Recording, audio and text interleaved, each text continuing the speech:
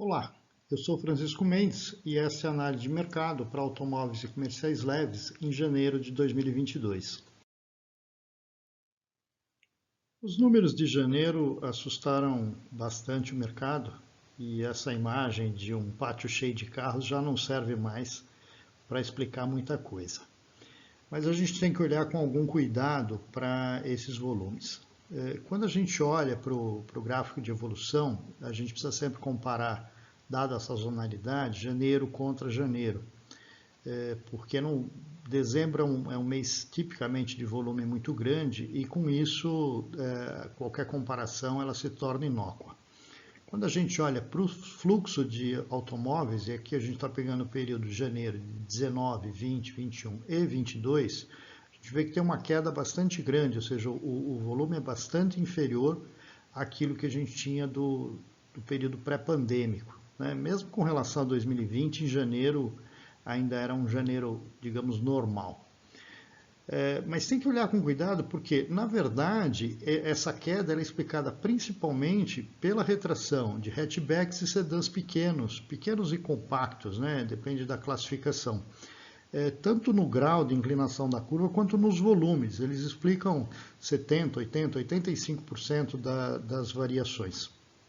Quando a gente olha para os comerciais leves, nós vemos que 19 para 20 vinha em crescimento, continuou crescendo em 21, e em 22 houve uma retração, principalmente por conta das picapes, né? É o maior segmento do comerciais leves, e nós tivemos no final de 21 muita paralisação muito de fábrica, né? Layoffs, turnos que foram suspensos, e com isso, evidentemente, o impacto vem agora em janeiro de 22. Quando a gente olha especificamente para picapes, se vê que a grande retração aí está nas pequenas e acompanhando mais ou menos as compactas. Quando a gente fala de pequenas e compactas, leia-se Estrada e Toro, porque o predomínio desses produtos nesses segmentos é muito grande. As médias, elas também tiveram uma retração. Vários produtos venderam menos em janeiro de 22 do que em 21, também por conta de paralisação. A S10 é um exemplo bastante claro desse comportamento. Avaliando então as picapes médias, a gente observa que a única coisa razoavelmente constante são os volumes de Hilux, né?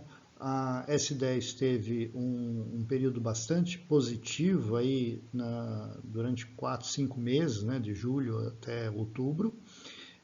Depois houve a paralisação da fábrica não só da picape, mas também da Trailblazer, né? Não é esse segmento, mas também foi afetado. E aí vem uma queda muito grande, né? Ela desaba aí da casa de acima de 30% e ela cai em janeiro para praticamente a última posição, porque além desses produtos nós só temos a Ram 1500, que é volume bastante pequenininho. Então nessa retração aí foi bastante forte, bastante sentida, e é principalmente por conta da carência de componentes. Quem se aproveitou um pouco desse movimento é a Amarok, né, que a partir de outubro aí vem numa escalada de crescimento e fecha em janeiro com a participação de 12,5%, empatada aí com a Frontier. A L200 vem razoavelmente constante, e a Ranger, que seria normalmente um produto que ganharia um pouco desses espaços, ela ganhou um pouco de espaço, mas muito pouco, não foi o suficiente para recuperar volumes maiores, aí na casa de 20%, estacionou aí na casa de 16%, mas por uma questão de circunstância aí está na segunda posição entre as picapes médias. Em janeiro, a Fiat mantém uma participação de mercado folgada na liderança, empatadas aí tecnicamente na segunda posição GM e Volkswagen, seguidas muito de perto pela Hyundai, e pela Jeep, com um posicionamento bastante expressivo, né, considerando que ela atua no segmento de SUV, com produtos de valor agregado bastante mais altos, e aí acabou ocupando a quinta posição em janeiro. É difícil sustentar essa posição, a gente sabe que a Toyota teve problemas também de produção e que deve se recuperar um pouco nesse sentido. Na sequência aí a gente tem Renault, Honda e Peugeot aparecendo entre as 10 primeiras, com 3,5% de participação, mas com um detalhe importante, né? Porque quando a gente avalia onde foram emplacados os veículos, a gente observa que 68% do volume vendido pela Peugeot licenciado, né, foi licenciamento em Belo Horizonte, ou seja, tem aí um componente de venda para a locadora extremamente forte.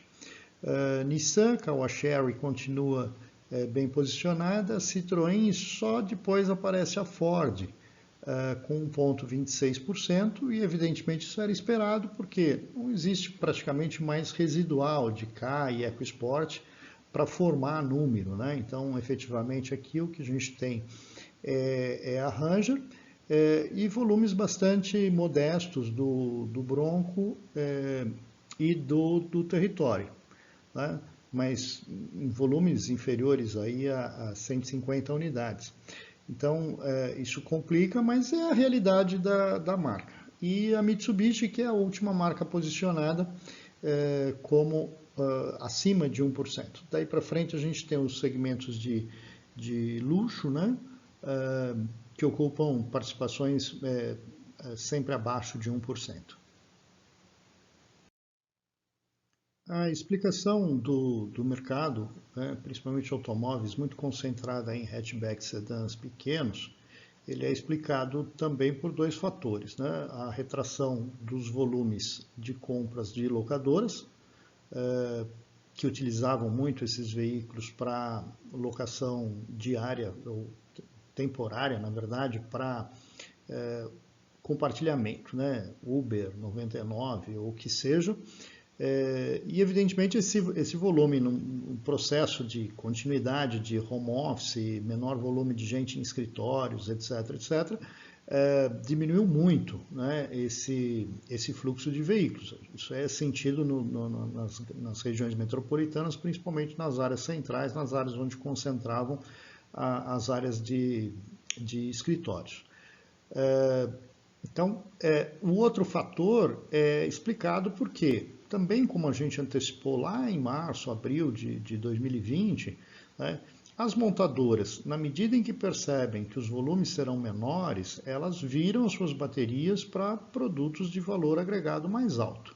E nós tivemos também, ao longo desse tempo, mudanças de ordem regulatória, né? Então, entrou uma nova fase aí de motorização, muitos motores tiveram que ser suspensos, e muitos modelos não conseguem mais se sustentar, acompanhando essa necessidade de eficiência energética. Então, evidentemente, isso aí estava muito concentrado nesses carros menores, que não suportam outro tipo de motorização no sentido de viabilidade econômica, né? Eles se tornam muito mais caros. Isso a gente viu nas subidas de preço.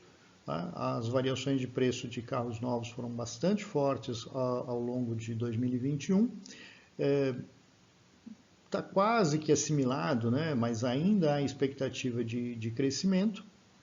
E nós teremos ainda problemas de fornecimento e de continuidade de produção, pelo menos ao longo do primeiro trimestre. Para o segundo semestre, tá? Ou seja, primeiro e segundo, o segundo já um pouco melhor, mas para o segundo semestre há uma pequena expectativa de melhora e com isso atingindo aí os volumes que se pretendem, de que é um crescimento aí de 6 a 10% no segmento de automóveis e comerciais leves.